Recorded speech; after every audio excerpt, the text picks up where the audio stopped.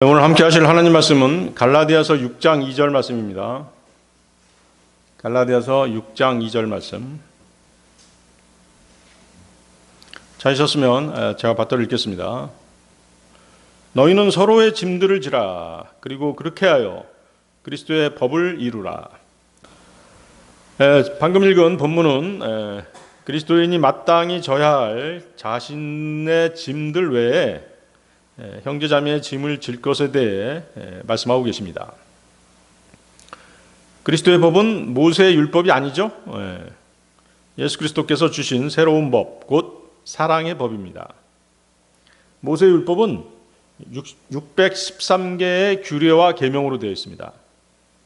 율법을 완전히 지키면 의롭다라고 인정을 받습니다. 그러나 아무도 613개의 규례와 계명을 지킬 수 있는 사람은 없습니다.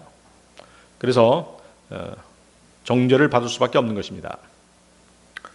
율법은 단지 죄를 깨닫게 할 뿐입니다. 로마서 3장 20절이죠.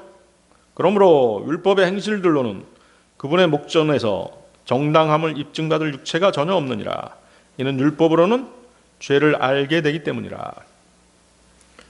식사 후에 거울을 보던 사람이 자기 입가에 음식물 자국이 있는 것을 발견했습니다. 거울이 있었기 때문에 음식물이 묻었다는 사실을 알게 된 것이죠. 하지만 거울은 음식물 자국을 씻어주지 못합니다. 거울의 역할은 단지 얼굴이 더럽다는 사실을 보여줄 뿐입니다. 율법도 이와 같은 것입니다. 율법은 우리의 마음과 삶 속에 죄를 드러내줍니다. 하지만 그 죄를 깨끗하게 할 능력이 없습니다. 그래서 우리는 예수 그리스도의 보혈, 곧 복음이 필요한 것입니다. 여기서 거울은 율법이고 얼굴에 묻은 음식물 자국을 닦는 해결책은 바로 예수 그리스도의 보혈입니다. 그리스도의 법은 구약의 율법처럼 무엇을 해야 한다는 형식적인 규례를 따르는 것이 아닙니다.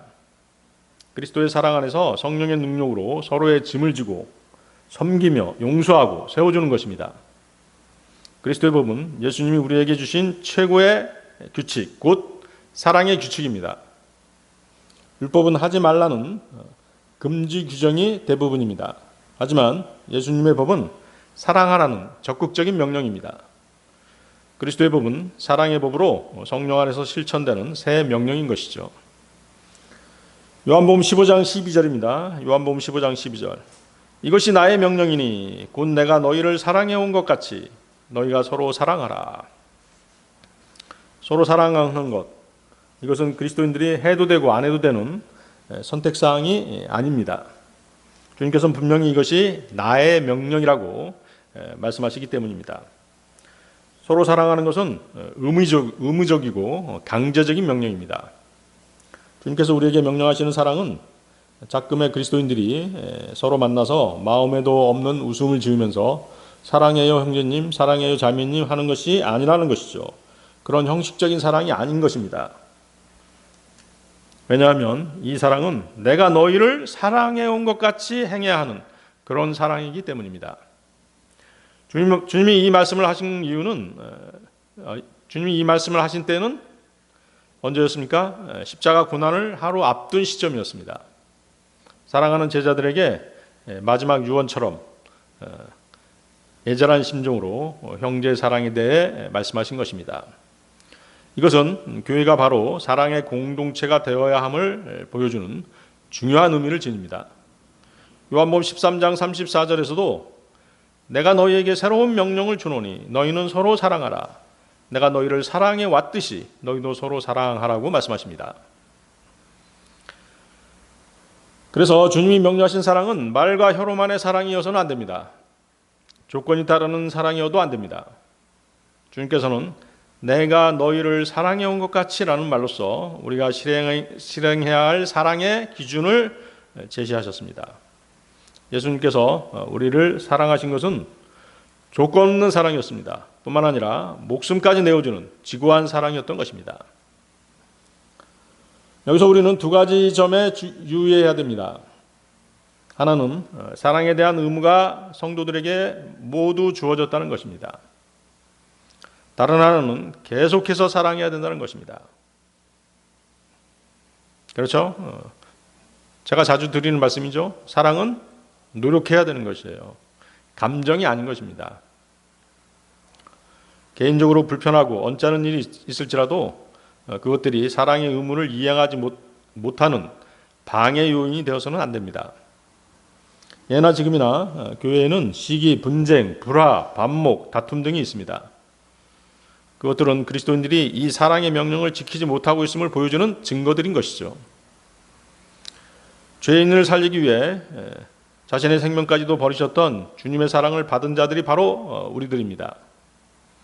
그 사랑을 알고 또 받은 우리가 서로 사랑하지 않는다면 누가 그 사랑을 보여줄 수 있겠습니까? 오늘 이 시간에는 그리스도의 법, 즉 사랑의 법을 이루는 것이 무엇인지에 대해서 하나님의 말씀을 나누는 시간을 갖고자 합니다. 그리스도의 법을 이루라. 첫 번째, 서로의 짐을 져주라. 빌립보서 2장 4절 보십시오. 빌립보서 2장 4절 말씀.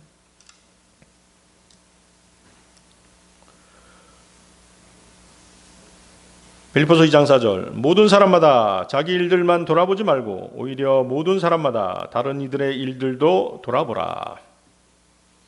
자, 본절은 자기 일에만 관심을 가지고 살아가는 그리스도인들에게 다른 지체들의 일에도 관심을 기울이라고 권고하고 있습니다. 한편으로는 성령으로 거듭난 사람들은 형제자매들을 돌보지 않고 오로지 자기 일에만 몰두해서 살아갈 수 없다는 사실을 말하고 있는 것입니다. 거기 돌아보라는 표현이 있죠.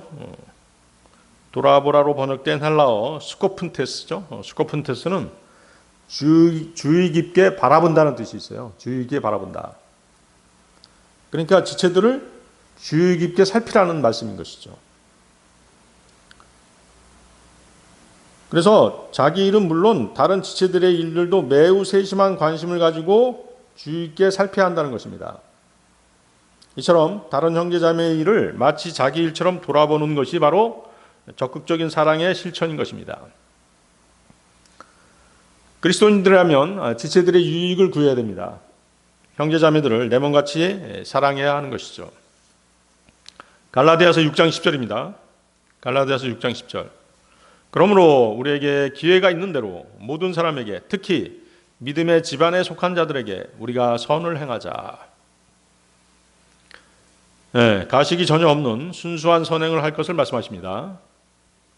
또한 성경은 이러한 선행을 모든 사람에게 하라고 권면하십니다. 특히 무엇보다 교회 공동체를 우선으로 돌아보아야 한다고 말씀하십니다. 거기 믿음의 집안이 바로 교회 공동체죠. 그래서 믿음의 집안은 개개의 독립적인 가정들을 의미하는 말이 아니죠. 예를 들면 신실과 진실 침례교회에 속하는 주님을 섬기는 형제 자매들이 바로 믿음의 가족인 것이죠. 믿음의 집안인 것이죠. 넓은 의미로는 믿음을 근거로 하나님의 자녀가 된 형제 자매들 모두입니다. 주님을 깊이 사랑하고 그리스도께서 나뿐만 아니라 친히 그들 형제 자매를 구원하기 위해 희생하셨다는 사실을 깊이 생각하는 사람이라면 지체들에게 관심을 갖고 그들의 유익을 위해 노력하게 될 것입니다. 이렇게 지체들을 내 몸과 같이 여기고 돌아볼 때 참된 연합이 이루어지는 것입니다. 다른 지체가 진 짐을 도와주는 것이 사랑을 실천하는 것입니다. 지금까지 가장 무거운 짐을 지신 분은 세상 모든 사람의 죄짐을 지신 주님이십니다. 여러분들 여기 잡고 출애굽기 17장 8절에서 13절 한번 보십시오. 출애굽기 17장 8절에서 13절. 자, 이 구절은 나중에 이제 그 설교를 한번 할 생각입니다만 오늘은 간단하게 얘기하도록 하겠습니다. 출애굽기 17장 8절에서 13절. 그때 아말렉이 와서 르피딤에서 이스라엘과 싸웠더라. 그러자 모세가 여호수아에게 말하기를 우리에게서 남자들을 선별하여 나가서 아말렉과 싸우라. 내일 나는 내 손에 하나님의 막대기를 들고 언덕 꼭대기에 서겠노라 하였더라. 그렇게 하여 여호수아는 모세가 자신에게 말한 대로 그렇게 행하고 아말렉과 싸웠더라. 그리고 모세와 아론과 훌은 언덕의 꼭대기로 올라갔더라. 그러고 나서 이러한 일이 있었으니 모세가 그의 손을 위로 들고 있을 때는 이스라엘이 우세하였고 그가 그의 손을 아래로 내릴 때는 아말렉이 우세하였더라.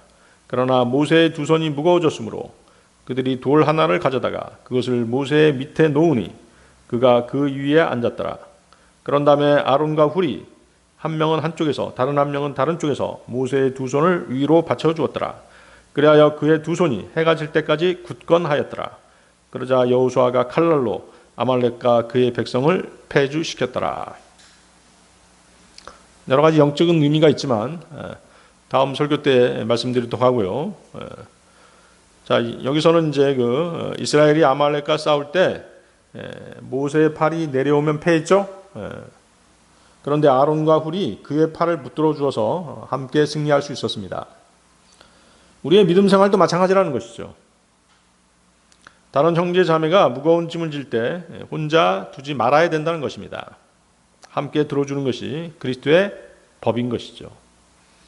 성경은 우리가 다른 사람들의 짐을 도와주는 한편 자신의 짐을 주님께 맡길 것을 권고하고 있는 것입니다. 여러분들 시편 55편 22절도 보세요. 시편 55편 22절.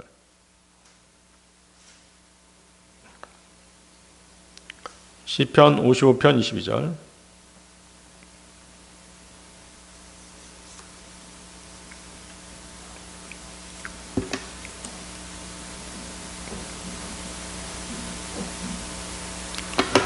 하셨나요? 너희 짐을 주께 던지라. 그리하면 그분께서 너를 지탱하시리라. 그분께서 의로운 자가 동요하는 것을 결코 허락하지 아니하시리라. 위대한 기도의 약속이죠.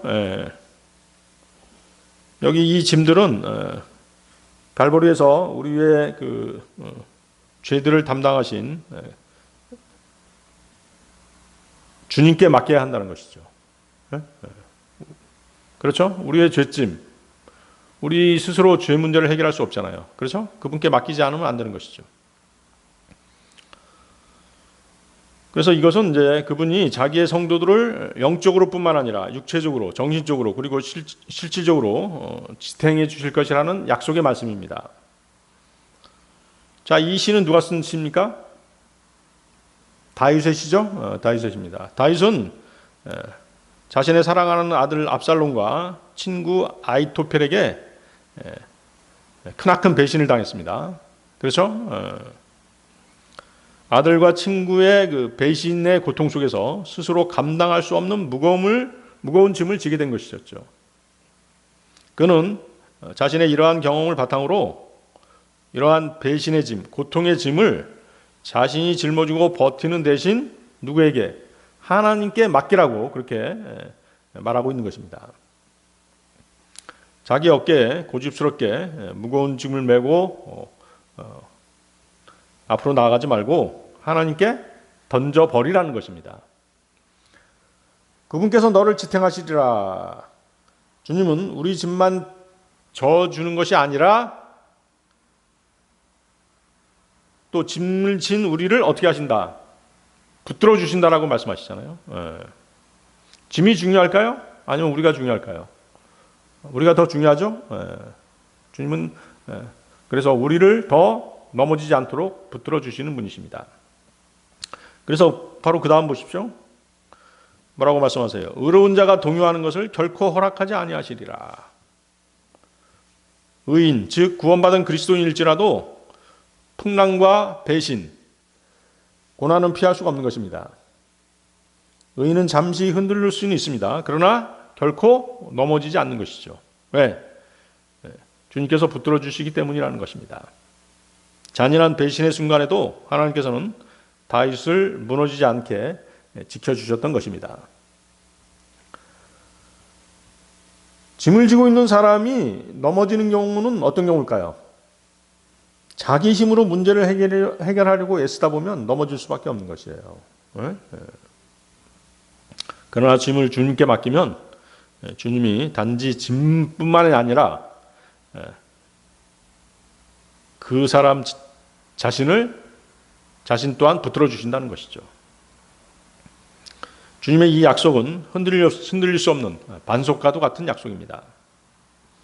염려, 근심, 배신, 미래에 대한 두려움, 이 모든 것을 주님께 맡겨야 합니다. 그리스도인이 할 일은 하나님께 던져버리는 것입니다. 나머지는 하나님이 책임져 주시는 것이죠. 염려와 불안을 짊어지고 살아나가는 대신 기도로 하나님께 맡기시기 바랍니다. 자, 이 짐은 한편으로는 우리 각자에게 할당된 어떤 짐일 수도 있습니다. 그렇죠? 여러분들 각자 맡은 짐이 있잖아요. 가정에서는 가장으로서의 짐, 또 사역자는 사역자로서의 짐이 있습니다. 또 자녀된 입장에서는 자녀로서의 어떤 짐이 있어요. 본문은 우리의 몫으로 주어진 짐을 억지로 지고 가지 말고 그 짐마저도 하나님께 던져버리라는 것이에요. 그러면 주님이 짐보다 귀한 너를 붙들어 주신다 라고 하는 강력한 메시지를 우리에게 주고 있는 것입니다. 베드로전서 5장 7절도 같은 말씀을 하시죠. 베드로전서 5장 7절, 너희의 모든 염려를 그분께 던지라. 이는 그분께서 너희를 돌보시기 때문이라. 그래서 여러분들의 믿음 생활은 주님께 맡기는 삶, 주님께 여러분들의 근심 걱정, 모든 것들을 던져버리는 삶을 사는 것입니다. 그리스도의 법을 이루라. 두 번째, 섬김으로 사랑을 보여라. 섬김으로 사랑을 보여라. 마태복음 20장 28절 보십시오. 마태복음 20장 28절.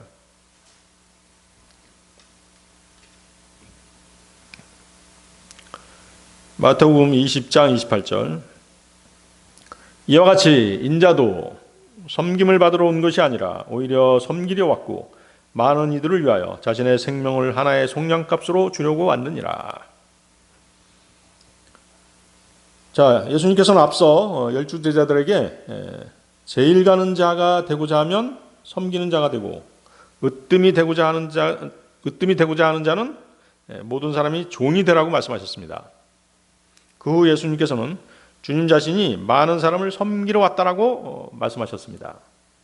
그리고 예수님 자신이 많은 사람의 대속물이 되심으로써 섬기는 자와 종의 신뢰가 되심을 보여주신 것입니다. 그러므로 본문은 주님 자신이 하셨던 것처럼 이 말씀을 듣는 자들도 그렇게 모든 사람을 섬기는 종이 되라는 그런 의미의 말씀입니다. 여기 많은이라고 하는 표현, 많은은 여기서 뭐와 같은 말씀이에요? 모든이란 말과 같습니다. 모든이라고 써놓으십시오. 그리고 거기다가 뭐라고 써놔야 돼요? 디모데전서 2장 6절이라고 써놓으세요. 자, 칼빈주의의 창시자 존 칼빈은 본절의 많은이 모든을 의미하지 않는다라고 그렇게 해석했습니다. 그러다 보니까 어떻게 돼요? 주님의 속죄가 선택받은 사람들에게만 제한된다는 것을 입증하기 위해서 이 구절을 인용했던 것이죠. 그러나 칼빈은 그리스도께서 모든 사람을 위하여 자신을 몸값으로 내주셨다라고 하는 디모데전서 2장 6절의 말씀을 놓쳤던 것이죠. 여기 잡고 디모데전서 2장 6절 한번 보십시오. 디모데전서 2장 6절. 자, 디모데전서 2장 6절은 뭐라고 말씀하세요? 그분께서 모두를 위하여 하나의 속량값으로 자신을 주셨으니 합당한 때에 증언을 받으시리라. 그렇죠? 그래서 마태복음 20장 28절의 많은은 디모데전서 2장 6절에 모두하고 같은 말인 것이에요. 그래서 모든 사람들, 모두는 구원받지 않은 거짓 교사들과 거짓 예언자들은 물론 고의로 주님을 거부한 자들이 모두 포함되는 것이에요. 그래서 예수님의 피는 모든 사람들을 위해서 흘리신 것이죠. 그것을 자기 자신에게 적용하는 사람이 구원받는 것이에요. 그러면 예수님을 거부하는 사람들은 어떤 사람들이에요? 예수님을 알고도 거부하는 사람들 있죠? 복음을 듣고 예수님이 누구신지 알면서도 믿음을 거부하거나 오히려 조롱하는 자들입니다. 그렇죠? 이는 단순히 모르는 자가 아니라 알고도 일부러 거절하는 자들인 것이죠. 우리가 그 거리에서 나가서 구령하고 설교하다 보면 그런 사람들 많이 보죠? 막 성질 내는 사람도 있잖아요. 시끄럽다고 성질 내는 사람부터 시작해서 지나가면서 꼭 한마디 하고 가는 사람들 있고 욕하고 가는 사람들이죠. 복음을 우습게 하는 것이죠. 그렇죠? 하나님의 말씀을 가볍게 여기는 사람들입니다. 두 번째는 뭐냐면 예수님의 십자가 보혈이 죄를 사하는 능력이 있는데 그 피를 보통 피나 쓸모없는 것으로 취급하는 자들이 있는 것입니다. 예수님의 희생을 종교적인 열정, 그 정도로 가볍게 여기는 그런 사람들이 있는 것이죠. 예수님의 피는 구원의 길로 인도하는데도 불구하고 그 사람들은 그렇게 여기지 않는 것입니다. 세 번째는 뭐냐면 성령님의 역사에 대적하는 사람들입니다. 성령님께서 은혜로 복음을 깨닫게 해주시죠. 그런데 이들은 그것을 무시하고 완강히 거부하는 경우입니다. 받아들이지 않는 것이죠. 그래서 이렇게 그 복음 상담하다 보면 어때요? 복음의 진리를 이제 분명히 알았음에도 어때요? 거절하죠? 거절합니다. 형식적으로 예수님을 영접하고 그 뒤로는 뭐예요? 세상으로 돌아가 버리죠. 적당히 믿겠다 뭐 이런 식으로 이제 그런 제스처를 취하는 사람들이 있어요. 예수님을 또 믿는다고 고백했지만 그분의 피가 내게 아무런 유익이 없는 것 같다. 그렇게 행동하는 자들이죠. 성령님께서 회개로 이끄실 때 필요 없다. 내 방식대로 살겠다. 라고 하면서 끝내 거부하는 자들을 가리키는 것입니다. 이것은 뭐예요? 무지에서 나온 불신이 아니죠? 의도적으로 복음의 진리를 멸시하는 것입니다. 이런 사람들은 주님께 반역하는 것이죠. 본문 마태복음 20장 28절 다시 보십시오. 마태복음 20장 28절은 창조주께서 육신을 입고 이 땅에 오신 목적이 나와 있습니다. 세상 통치자처럼 섬김을 받으러 온 것이 아니라는 사실을 밝히고 있습니다. 오히려 그 반대로 섬기고 더 나아가 많은 사람을 위해서 그분의 목숨을 대속물로 주기 위함임을 분명하게 밝히고 있습니다. 그러나 본문은 단순히 예수님께서 육신을 입고 오신 목적만을 밝히기 위한 말씀은 아닙니다. 제자들로 하여금 주님을 본받도록 하신 말씀인 것이죠. 하나님의 왕국에 속한 자로서 살아가도록 촉구하려는데 그 목적이 있습니다. 예수님께서는 말로만이 아니라 친히 그분 자신이 모범을 보이심으로써 제자들이 본받도록 하신 것입니다. 거기 그 속량값이 있죠. 이제 속량값이 이제 그 헬라어로는 리트론이에요. 리트론.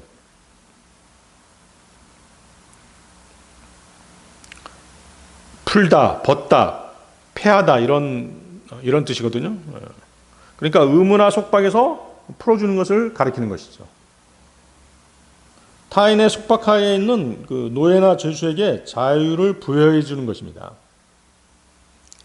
예수님께서 세상에 오신 목적이 바로 죄로 인해 죽을 수밖에 없는 인간들을 죄의 속박에서 벗어나도록 하기 위해서 이 땅에 오신 것이죠. 그리고 자신을 주신 것이에요. 이것이 속량값인 것이죠. 인간들의 이러한 죄의 속박을 끊기 위해서는 그들 죄인들을 대신하는 희생 제물을 바쳐야 했던 것입니다. 이것이 바로 십자가가 반드시 필요한 이유인 것입니다. 자, 여러분들 누가복음 10장 30절 36절 한번 보세요. 누가복음 10장 30절 36절 아주 유명한 예화죠. 누가복음 10장 30절 36절 찾았나요? 네. 좀 길지만 읽어보겠습니다. 어떤 남자가 예루살렘에서 예리코로 내려가다가 도둑들을 만났느니라. 그들은 그에게서 그의 의상을 벗기고 그에게 상처를 입히고 그를 반쯤 죽은 상태로 남겨둔 채 떠났느니라. 그런데 우연히 어떤 제사장 한 명이 그 길로 내려갔느니라. 그러다가 제사장이 그를 보자 그는 다른 쪽으로 비켜 지나갔느니라. 그리고 마찬가지로 어떤 레위인이 그 장소에 있었는데 가서 그를 바라보았다가 다른 쪽으로 비켜 지나갔느니라. 그러나 어떤 사마리아인 한 명이 자신의 여정 중에 그가 있는 곳에 당도하였느니라. 그리고 그가 그를 보자 그는 그에게 연민을 가졌느니라. 그리하여 그에게 가서 기름과 포도주를 부어 그의 상처들을 싸매고 자기 자신의 짐승 위에 그를 태워 그를 여관으로 데려다주고 그를 돌보았느니라. 그리고 이튿날 그가 떠날 때 그는 이 펜스를 꺼내서 주인장에게 그것들을 주었고 그에게 말하기를 그를 돌보아 주라. 내가 다시 돌아올 때 내가 얼마를 더 쓰든지 간에 내가 너에게 다시 지불하겠노라 하였느니라. 내가 생각하기로는 이 세 명 중 누가 그 도둑들을 만났던 자에게 이웃이었느냐. 네, 여러분들이 잘 아는 선한 사마리아인에 대한 예화죠. 자, 이 구절에서 여러 비유들이 나오고 있습니다. 오늘 여러분들이 이 비유들을 정확하게 알아두시기 바랍니다. 자, 예루살렘에서 여리고로 내려가던 어떤 남자, 이 어떤 남자는 누굴까요? 세상 죄인들입니다. 세상 죄인들. 세상 죄인들 혹은 죄 가운데 살아가는 우리 인간들을 대표하는 것이죠. 예루살렘은 하나님께서 임재하신 곳이죠. 예루살렘은 성전이 있고 그 성전에 하나님께서 임재하십니다. 에리코는 저주받은 도시로 세상을 상징합니다. 내려가다는 표현은 어떤 표현이에요? 내려가다. 영적 타락을 보여주는 그런 표현이죠. 내려가다. 하나님을 떠나 죄악 세상으로 내려가는 인생의 모습인 것입니다. 여기서 강도들은 누굴까요? 네. 사탄과 또 죄, 세상, 죄악 세상, 죄 세상, 인간을 파멸시키는 그런 세력들이죠. 그래서 그들은 인간에게서 생명과 재산을 빼앗고 반쯤 죽은 상태로 버려두는 것입니다. 반쯤 죽은 상태로 버려두었다. 무슨 의미일까요? 이는 죄로 말미암아 인간이 영적으로 죽은 상태에 있다는 의미입니다. 이사야서 59장 2절이죠. 영적으로 죽은 상태에 있다라고 하는 건 뭐예요? 하나님과의 관계가 단절되어 있다는 뜻이죠. 이사야서 59장 2절. 오직 너희의 죄악들이 너희와 너희 하나님 사이를 분리하였고 너희 죄들이 그의 얼굴을 너희에게서 숨겼으니 그가 듣지 아니하시리라.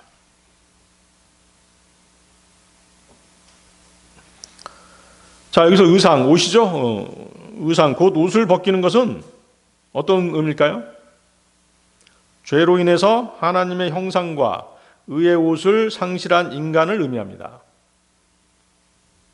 의의 옷이라는 표현 많이 들어봤죠? 그리고 우리 인간들은 어때요? 처음 창조될 때 하나님의 형상대로 창조됐죠?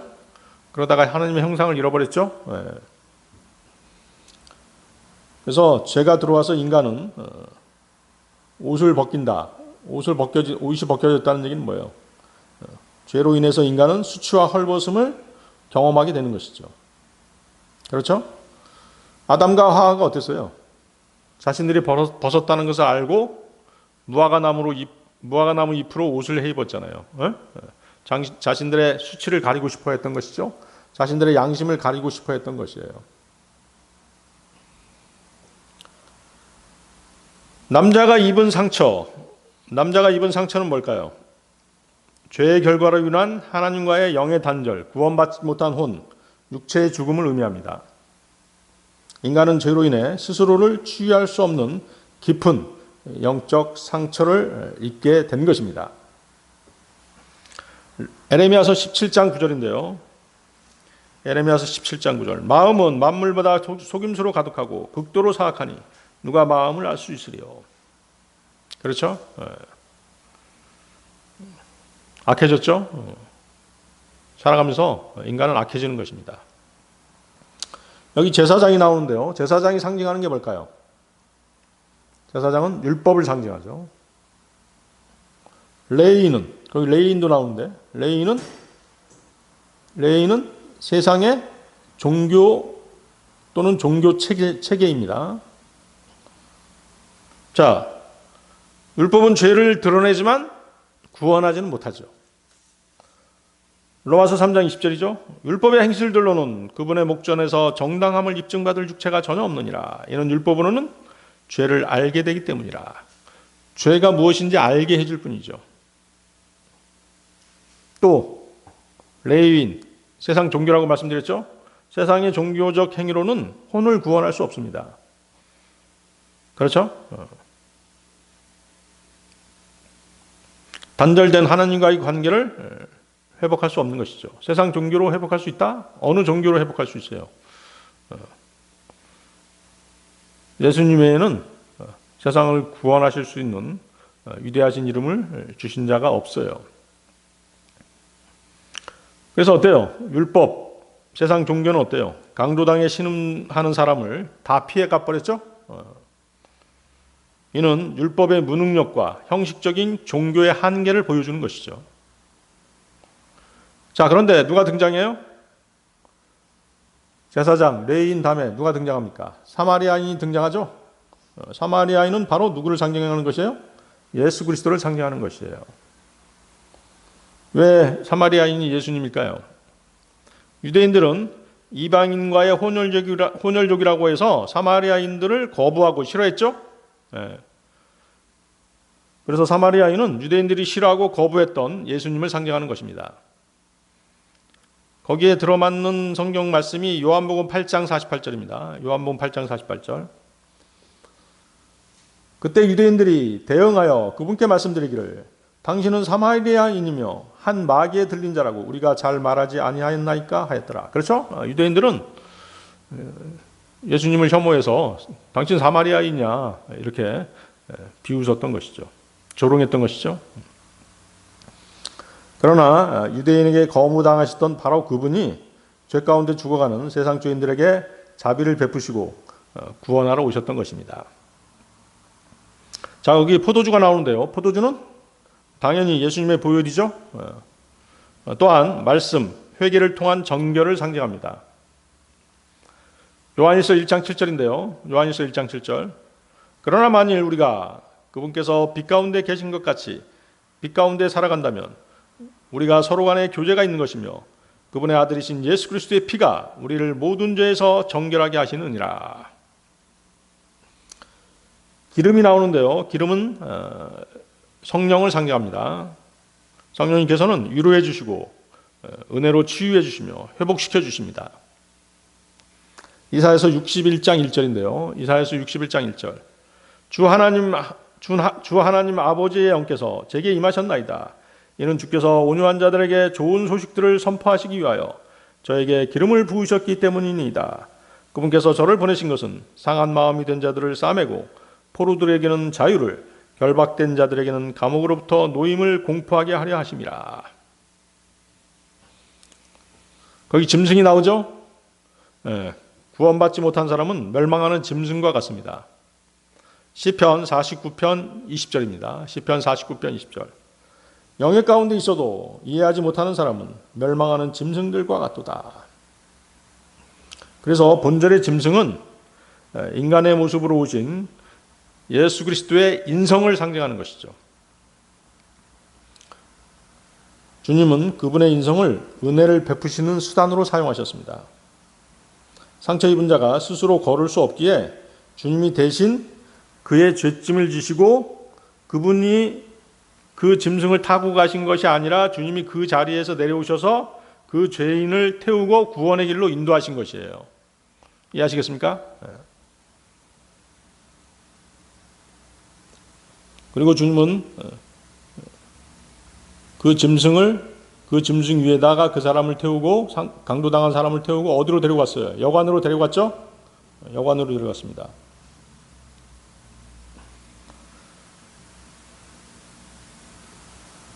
이웃사랑을 몸소 주님은 실천하신 것이죠. 이사야서 53장 4절인데요.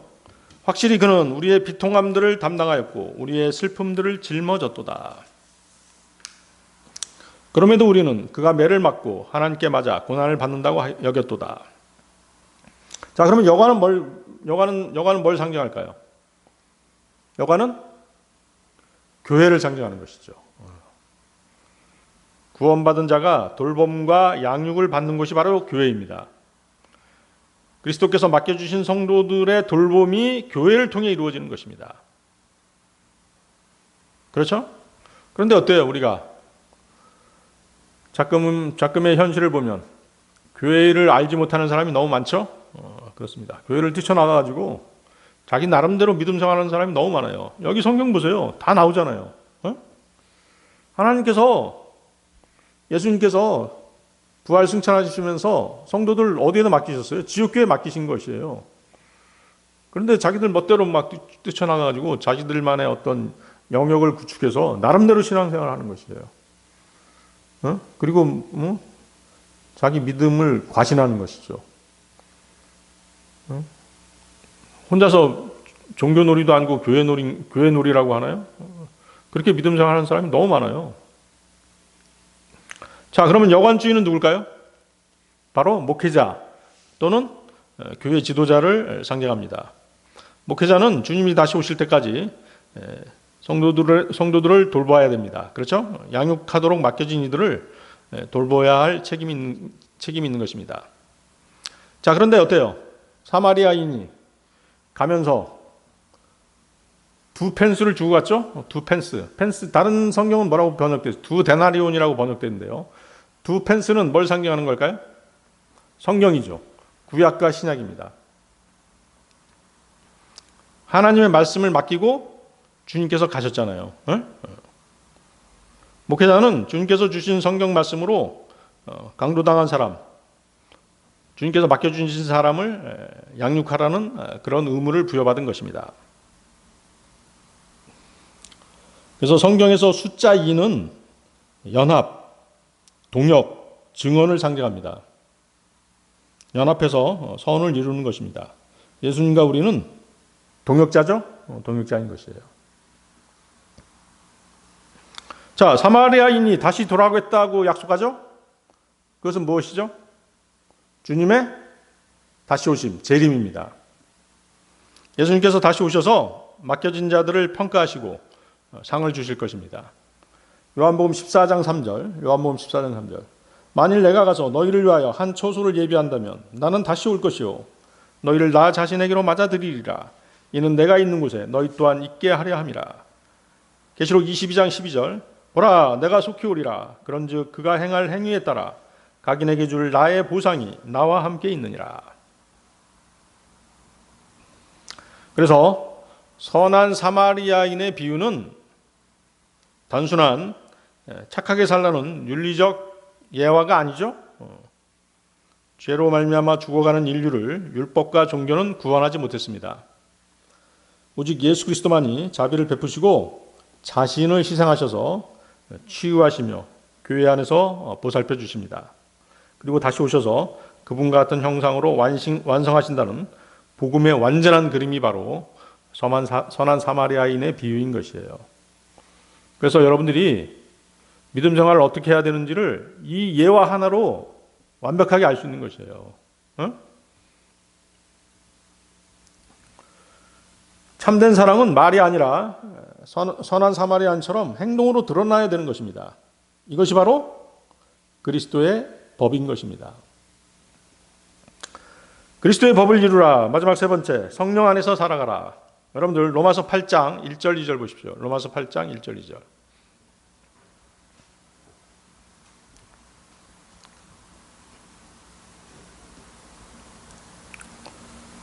로마서 8장 1절 2절 말씀. 그러므로 이제 그리스도 예수 안에 있는 자들에게는 정죄함이 전혀 없나니 그들은 육신을 따라 살아가지 아니하고 다만 성령을 따라 살아가느니라. 이는 그리스도 예수 안에 있는 생명의 영의 법이 나를 죄와 사망의 법으로부터 자유롭게 하였기 때문이라. 자, 1절 보십시오. 정죄함이 전혀 없나니. 자, 그런데 만약 그리스도인이 성령을 따라 행하지 않고 육신을 따라 행한다면 어떻게 되겠습니까? 정죄받게 되겠죠? 당연히 정죄받습니다. 그 밑에 로마서 8장 13절 한번 보세요. 그 밑에 로마서 8장 13절. 바로 그 말씀이죠. 만일 너희가 육신을 따라 산다면 너희는 죽을 것이기 때문이라. 그러나 만일 너희가 성령을 통하여 몸의 행실들을 죽이면 너희는 살리라. 이처럼 그리스도인도 성령을 통해서 몸의 행실을 죽이면 살되 육신을 따라 살면 죽는다라고 말씀하십니다. 그렇지만 여러분들이 오해하지 말아야 될 것은 이 구절에서 말씀하시는 정죄는 영원한 정죄가 아닙니다. 일시적인 정죄입니다. 일시적인 정죄. 그리스도인은 일시적인 정죄를 받을 수 있습니다. 일시적인 정죄는 달리 표현하면 뭐예요? 이 세상에 살아가는 동안 받게 되는 징계에 해당되는 것이죠. 아시겠죠? 그래서 그리스도인이 죄를 지으면 그 징계로 병이 들거나 심하면 이제 뭐 죽임을 당할 수도 있죠. 하나님께서 미리 데려가실 수도 있어요. 고린도전서 11장 29절이죠. 고린도전서 11장 29절. 이는 합당하지 않게 먹고 마시는 자는 주의 몸을 분별하지 않은 채 자신을 향한 단죄를 먹고 마시는 것이기 때문이라. 여기 이제 단죄, 좀 아주 극단적인 표현을 썼죠. 킹제임스 성경이 좀 이런 면이 있어요. damnation 하면은 이게 이제 정죄로 번역하거나 단죄로 번역하게 되어 있는데요. 이게 이제 저주거든요, 저주. 그러니까 영원한 저주는 아니에요. 그렇지만 좀 강하게 이렇게 표현을 했습니다. 그래서 여기 단죄는 고린도전서 11장 29절에서의 단죄는 뭐다? 그리스도인이 당하는 일시적인 정죄를 의미하는 것입니다. 그 결과 거기 이제 30절, 8장 30절 같은 고린도전서 11장 30절 같은 징계를 받을 수가 있는 것이죠. 우리 만찬식 때 읽었던 주의 만찬 때 읽었던 구절이죠. 이런 까닭에 많은 이들이 너희 가운데서 약하고 병들어 있으며 또 많은 이들이 잠자고 있느니라. 지금까지 얘기한 게 뭐예요? 일시적인 정죄입니다. 영원한 정죄도 있죠? 영원한 정죄도 있습니다. 마가복음 16장 16절인데요. 마가복음 16장 16절. 믿고 침례를 받는 자는 구원을 받으리라. 그러나 믿지 않는 자는 영벌의 심판을 받으리라. 영벌의 심판이 바로 영원한 정죄죠. 복음을 거부한 사람들은 영원한 정죄를 받게 된다는 구절입니다. 그래서 영원한 정죄란 지옥의 저주입니다. 지옥의 심판을 받아 영원히 버림받은 상태에 있게 되는 것이죠. 그렇지만 여기 우리가 앞에서 읽었던 로마서 8장 1절은 일시적인 정죄, 징계입니다. 그래서 그리스도인도 성령을 따라 행하지 않으면 징계를 받는 것입니다. 만일 그리스도인이 자기 육신에 대해 승리하지 못하면 현 세상에서 정죄, 즉 육신의 징계를 받게 됩니다. 물론 그 정죄는 지옥으로 던져지는 영원한 정죄가 아니라 일시적인 정죄인 것이죠. 2절 보십시오. 로마서 8장 2절. 그리스도 예수 안에 있는 생명의 영의 법. 그리스도 예수 안에 있는 생명의 영의 법. 자, 이것은 일종의 자연 법칙과도 같습니다. 성령님께서 내 안에 들어오셨죠? 그렇죠? 구원받은 그리스도인들 안에 들어오시죠? 그럼 어떻게 돼요? 그 사람은 새 생명을 얻게 되는 것이죠. 그렇습니까? 거듭난 새 사람이 되는 것이에요. 그럼으로써 죄와 사망의 법이라고 하는 법칙의 영향을 받고 있던 내가 마침내 거기서 벗어나게 되는 것이죠. 이해하시겠습니까? 여러분들이 구원받는 순간 성령님께서 여러분들 몸 안으로 들어오셨어요. 그리고 즉각적으로 여러분의 혼을 어떻게 해요? 육신으로부터 분리시키잖아요. 그걸 뭐라고 말씀드렸죠? 영적 할례. 그리스도의 할례라고 말씀드렸죠? 그리스도의 할례, 영적 할례. 어디에 있습니까? 골로새서 2장 11절. 기억해 두시기 바랍니다. 골로새서 2장 11절. 영적 할례에 대한 말씀이죠. 그분 안에서 또한 너희가 사람들의 손으로 이루어지지 않은 할례로 할례 받았으니 그리스도의 할례로 육신의 죄들의 몸을 벗게 되었느니라.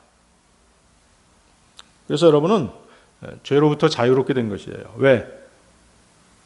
육신과 혼이 분리됐는데 왜 죄로부터 자유롭게 됐죠? 육신은 죄는 어디를 타고 육신을 타고 실행이 되는 것이에요.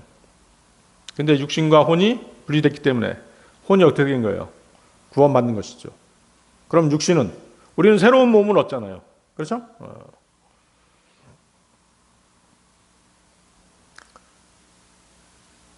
그래서 여러분은 죄로부터 자유롭게 된 것입니다. 그리스도 안으로 들어가게 되었습니다. 그리스도와 한 몸이 된 것이죠. 성령으로 새롭게 태어난 영이 된 것입니다. 그래서 요한복음 3장 6절은 육에서 태어난 것은 육이요 성령께로부터 태어난 것은 영이라 이렇게 말씀하시는 것이죠. 성령께로부터 태어난 것은 영이라, 곧 영이 거듭났다는 말씀이죠. 단절되었던 하나님과의 관계가 회복된 것입니다. 이로써 거듭난 사람은 그리스도와 한 영 안에서 하나가 되었습니다.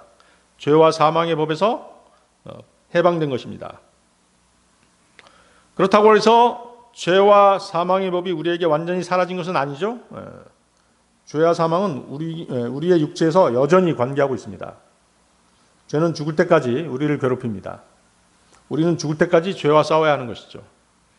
죄는 육신을 통해 나타나기 때문에 육신과의 싸움은 죽을 때까지 계속해야 되는 것입니다. 죽는 순간 끝나는 것이에요. 로마서 7장 23절입니다. 로마서 7장 23절. 그러나 내 지체들 속에 있는 또 다른 법을 보나니 나의 생각의 법과 전쟁하여 나를 내 지체들 속에 있는 죄의 법에게로 사로잡아 오는도다. 그렇죠? 육신은 항상 우리를 어디로? 죄로 향하게 하는 것이죠. 죄의 법 또는 죄와 사망의 법은 그래서 하나의 자연 법칙입니다. 우리 몸에 작용하고 영향을 미치고 여전히 활동하고 있는 것이죠. 그래서 우리는 지금도 육신으로는 죄의 법을 섬기고 있는 것이죠. 우리의 육신은 여전히 죄의 법칙이 작용하는 가운데 어떤 때는 어때요? 그 법칙에 굴복하죠? 죄를 짓는 것입니다. 그렇기 때문에 구원받은 후에도 육신은 여전히 죄를 짓는 것이에요. 그 결과 우리가 지금 입고 있는 육신은 사망이 뒤따를 수밖에 없는 것이죠. 왜? 죄의 싹은 사망이라고 말씀하셨기 때문에. 그러나 육신 안에 있는 우리의 혼은 그 육신으로부터 분리되었습니다. 혼이 구원받는 것이죠. 새로운 생명으로 거듭났기 때문에 우리의 내적 자, 즉 거듭난 새 사람은 죄와 사망의 법으로부터 자유롭게 되는 것입니다. 그렇게 해서 죄의 법이 작용하는 영향권 밖으로 나오게 된 것이죠. 이제 우리의 새 사람, 진짜 나에게는 완전히 새로운 법칙이 작용하게 된 것입니다. 그것은 생명의 법칙이죠. 그래서 죽음과는 전혀 상관이 없습니다. 그것은 육체의 법이 아니라 영의 법칙인 것이죠. 때문에 죄와 사망이 저와 여러분에게 더 이상 상관할 수 없게 된 것입니다. 다시 2절 보십시오. 로마서 8장 2절. 생명의 영의 법은 율법과는 전혀 다른 법입니다. 생명의 영이신 성령께서 통제하고 관계하십니다. 영의 법은 율법을 들고 와서 그것을 지키라고 가르치는 법이 아닙니다. 영의 법은 성경을 공부하게 하고 죄를 멀리하며 성경대로 믿는 형제들과 교제하라고 가르칩니다.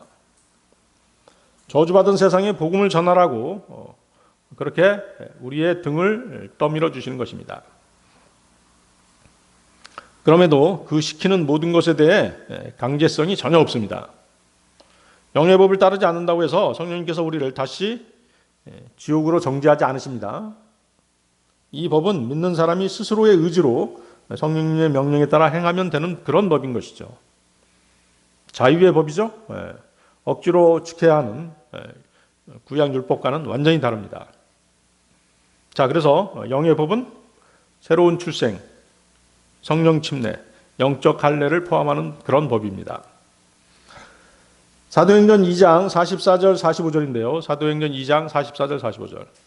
또 믿는 자들 모두가 함께하였고 모든 것들을 공동으로 소유하였으니 각각의 모든 사람이 지닌 필요에 따라 자신들의 소유들과 재화들을 팔아 그것들을 모든 사람에게 분담하였더라. 자, 누구 얘기죠? 초대교회 성도들의 얘기죠. 성령님이 임하시자 성도들이 서로의 소유를 나누고 필요를 따라 나눠주었습니다. 또한 사랑으로 교제했습니다.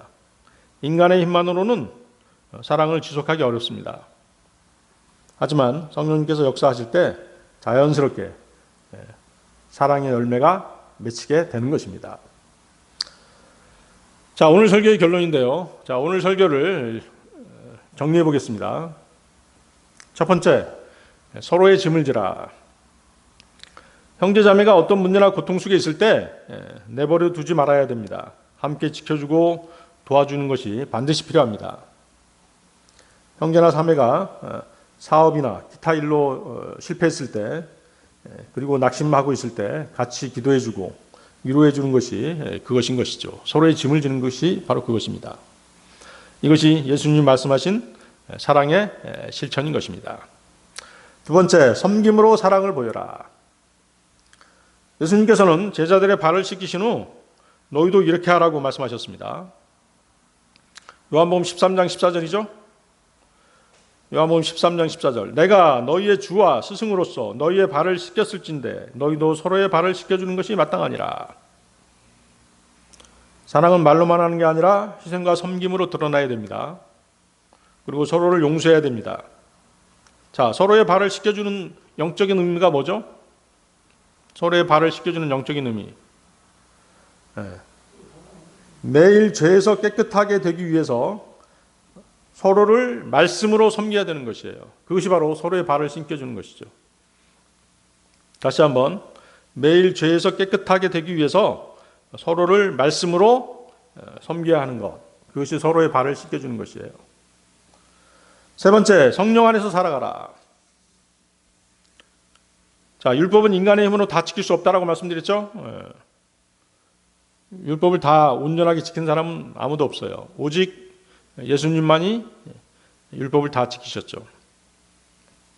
하지만 성령님께서 우리 안에 오셨고 우리가 그분의 인도하심에 순종하면 성령의 열매를 맺을 수가 있는 것이죠. 그렇죠? 우리 신약 성도들한테 중요한 것은 성령의 열매인 것이에요. 그래서 우리가 성령 충만하면 자연스럽게 서로 사랑하고 짐을 나눠주며 그리스도의 법을 완성하게 되는 것입니다. 요한일서 4장 11, 12절입니다. 요한일서 4장 11, 12절. 사랑받는 자들아, 하나님께서 그처럼 우리를 사랑하셨을진데 우리 역시 마땅히 서로 사랑해야 하느니라. 어느 때에도 하나님을 본 사람은 아무도 없느니라. 만일 우리가 서로 사랑한다면 하나님께서 우리 안에 거하시며 그분의 사랑이 우리 안에서 완전해지느니라. 자, 하나님께서 먼저 우리를 사랑하셨습니다. 그러므로 우리도 서로 사랑하는 것이 마땅한 것입니다. 그리스도의 법은 결코 무거운 멍이가 아닙니다. 성령 안에서 기쁨으로 실천할 수 있는 은혜의 법인 것이죠. 그리스도의 법은 복잡한 규칙이 있는 법이 아닙니다. 서로 사랑하라는 이 말씀은 단순하지만 아주 사려 깊은 그런 명령입니다.